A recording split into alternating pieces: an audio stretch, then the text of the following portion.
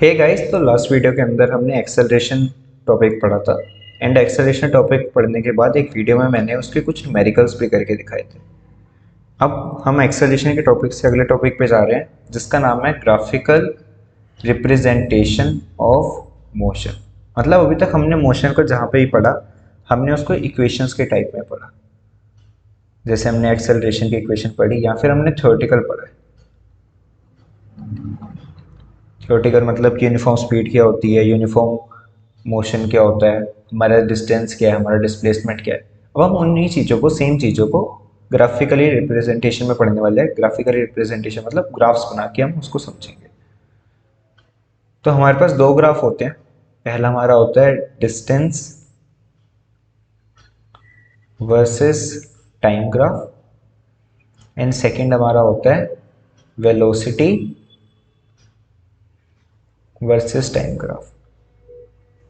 तो distance versus time graph and velocity versus time graph की एक चीज़ जो हमें पहले समझनी चाहिए वो ये है कि जो सभी हम ग्राफ बनाते हैं, ग्राफ में हमेशा हमारे पास एक एक्स एक्सिस होती है एंड एक हमारे पास वाई एक्सिस होती है।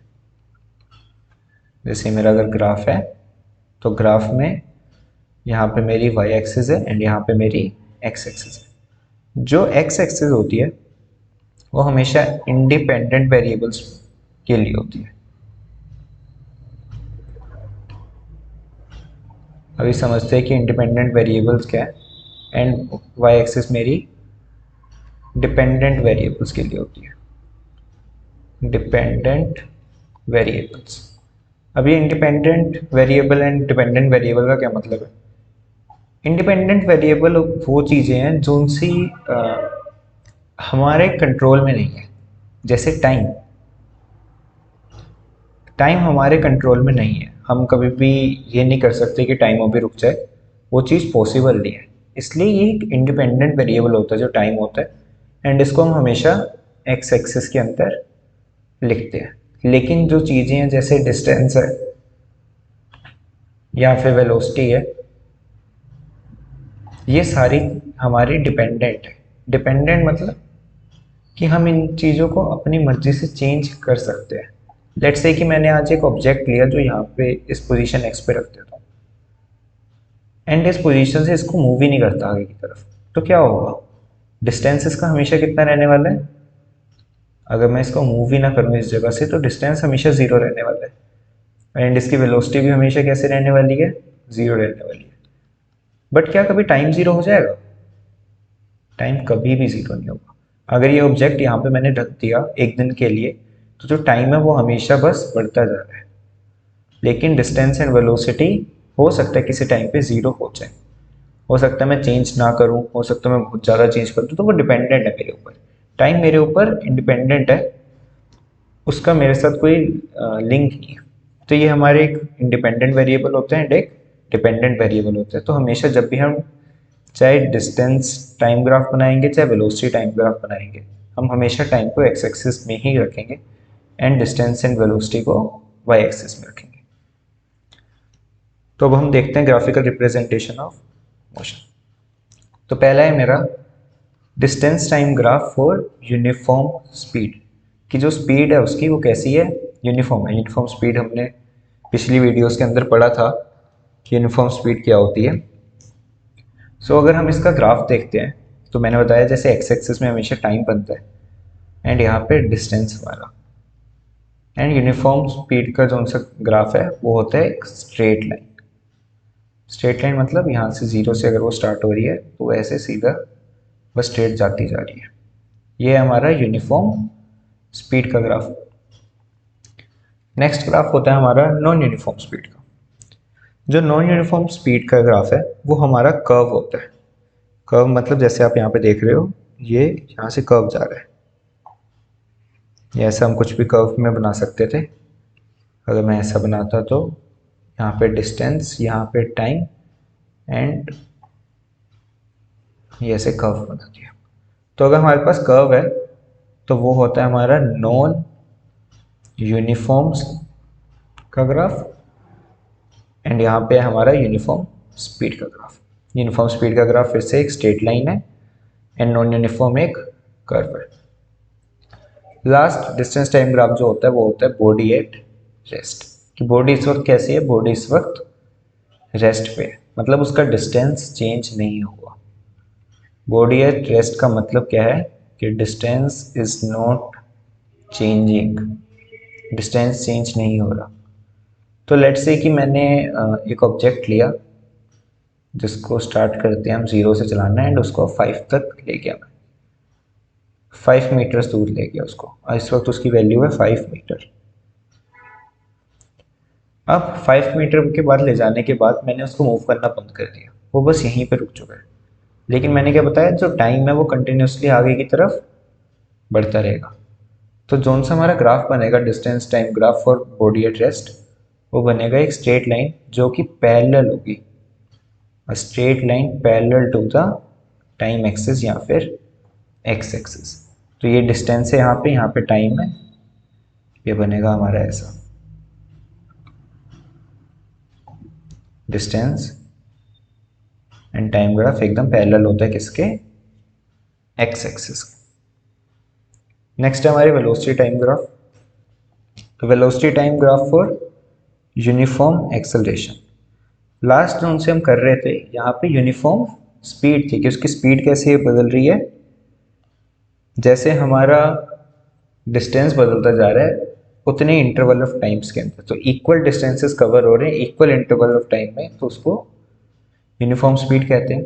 सिमिलरली यूनिफॉर्म एक्सेलरेशन क्या है, कि अगर मेरी जो भी ऑब्जेक्ट है वो यूनिफॉर्मली, उसकी स्पीड भी यूनिफॉर्मली बढ़ रही है। यूनिफॉर्मली मतलब कि लेट से हर एक सेकंड के बाद उसकी स्पीड 10 मीटर से प्लस हो जाती है, 10 मीटर पर सेकंड प्लस होती जा रही है पर सेकंड, हर सेकंड पे बढ़ रही है इतनी, तो उसको बोलते हैं यूनिफॉर्म एक्सेलरेशन। तो यूनिफॉर्म एक्सेलरेशन का ग्राफ यूनिफॉर्म स्पीड जैसे ही है, जो हमने अभी देखा डिस्टेंस टाइम वाले में, एक स्ट्रेट लाइन आती है। यहाँ पे जो सा वेलोसिटी टाइम ग्राफ होता है यूनिफॉर्म नॉन यूनिफॉर्म एक्सेलरेशन को हल्का सा अलग होता है, वो हमारा जिगजैग होता है। जिगजैग मतलब हमारा डिस्टेंस कभी भी कम नहीं होता। ये चीज़ मैंने पहले जब डिस्टेंस पढ़ाया तो मैंने बताई थी कि जो डिस्टेंस होता है वो हमारा कभी भी कम नहीं होता, लेकिन वेलोसिटी कम ज़्यादा हो सकती है। लेट्स से कि इस पॉइंट पे जो वेलोसिटी थी वो 5 थी, तो इस पॉइंट पे 2 हो गई, इस पॉइंट पे फिर से 10 हो गई, अगर इस पॉइंट पे देखें लेट्स से कि 7 हो गई। तो वेलोसिटी कम ज़्यादा हमेशा हो सकती है, इसलिए इसका जो ग्राफ बनता है वो भी नॉन जिगजैग ग्राफ बनता है, नॉन यूनिफॉर्म एक्सेलरेशन का। And at last body at rest या फिर नो एक्सेलरेशन बोल सकते हैं इस चीज़ को, या फिर यही सेम ग्राफ हमारा एक और चीज़ में बनता है जो है यूनिफॉर्म मोशन में। यूनिफॉर्म मोशन का मतलब है कि जो मेरी स्पीड है वो चेंज नहीं हो रही, या तो नो एक्सेलरेशन कह लो, यूनिफॉर्म मोशन कह लो, या बॉडी एट रेस्ट कह लो, तीनों चीज़ों के अंदर जो मेरा ग्राफ होता है वो ऐसा ही बनता है। वेलोसिटी एंड टाइम ग्राफ हमारा कैसा बनता है, पैरेलल टू एक्स एक्सिस बनता है। तो ये थे हमारे 6 ग्राफ्स, ये 6 ग्राफ हमारे एग्ज़ाम के अंदर आते हैं इनको ड्रॉ करने के लिए। एंड एक लास्ट चीज़ जो एग्ज़ाम में आती है वो ये है कि जितना भी हमारा लेट्स से एक हम वेलोसिटी टाइम ग्राफ बनाते हैं, यहाँ पे वेलोसिटी है एंड यहाँ पे टाइम, एंड ऐसे मेरा ग्राफ चल रहा है। यहाँ पे कुछ टाइमिंग है 1 2 3 4, लेट्स से ये सेकंड्स में टाइम चल रहा है, एंड यहाँ पे वेलोसिटी बढ़ रही है हमारी 10 के गैप पे। एंड वो पूछते हैं कि इस पॉइंट के ऊपर कितना डिस्टेंस कवर हो चुका है। वो कह रहे हैं कि 4 सेकंड बीत गए हैं एंड हमारी स्पीड इस वक्त 40 होगी, तो हमारा कितना डिस्टेंस कवर हो चुका है। So area under the velocity time graph is distance. जितना भी एरिया होगा मेरा वेलोसिटी टाइम ग्राफ के अंडर, वो सारा क्या होता है, एरिया। जैसे ये हमारा स्लोप जा रहा है ग्राफ का, ये जो लाइन होती है इसे स्लोप कहते हैं। तो इस स्लोप के नीचे का जितना भी एरिया है, ये सारा एरिया, ये सारा एरिया किस चीज़ को रिप्रेजेंट कर रहा है, ये सारा एरिया रिप्रेजेंट कर रहा है डिस्टेंस को। लेट से मैं अगर इस ट्रायंगल का एरिया निकालूंगा तो वो क्या हो जाएगा, वो बन जाएगा मेरा डिस्टेंस। अगर हम यहाँ पे करें तो हमारा एरिया ऑफ ट्रायंगल होता है half into base into height. तो यहाँ पे मेरा बेस कितना है, बेस है 0 से लेके 4 तक का, तो मतलब 4 का बेस है। एंड हाइट कितनी है, यहाँ पे हाइट मेरी 40 है। तो ये कट जाएगा 2 एंड ये हो जाएगा 80। सो 80 मीटर डिस्टेंस कवर हो चुका होगा इस पॉइंट पे। ये ग्राफिकल क्वेश्चन भी आता है एग्जाम के अंदर। सो ये चीज़ पता होनी चाहिए कि area under velocity time graph क्या होता है, डिस्टेंस होता है। सो आई होप आपको ये वीडियो अच्छी लगी हो। अगर कोई भी डाउट है तो आप मेरे से कमेंट्स में पूछ सकते हैं। प्लीज़ हमारे चैनल को सब्सक्राइब करें। So see you guys in next video. Thanks for watching.